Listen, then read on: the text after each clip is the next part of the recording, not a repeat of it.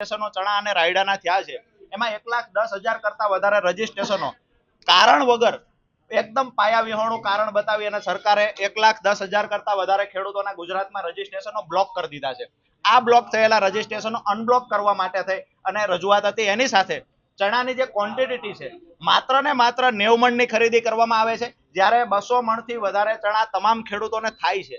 તો કમસે કમ 200 મણ જેવી રીતે અધર જણસમાં મિનિમમ 200 મણની ખરીદી કરવામાં આવે છે, એવી રીતે ચણામાં પણ મિનિમમ એક ખેડૂત દીઠ 200 મણની ખરીદી કરવામાં આવે, આ માંગણી હતી।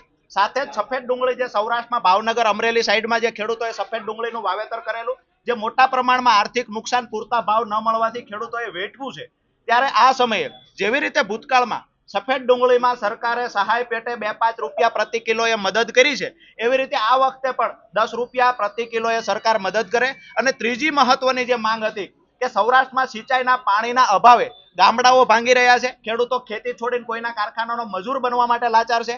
સુરેન્દ્રનગર જિલ્લાની વાત કરીએ તો થાનગઢ, ચોટીલા, સાયલા અને મૂળી સહિત 250 થી વધારે ગામડાઓના ખેડૂતો ખેતી છોડી અને સિટીમાં કોઈના કારખાનાના મજૂર બનવા માટે લાચાર થયા છે। ખેડૂત ખેતી છોડી રહ્યો છે, ગામડું ભાંગી રહ્યું છે।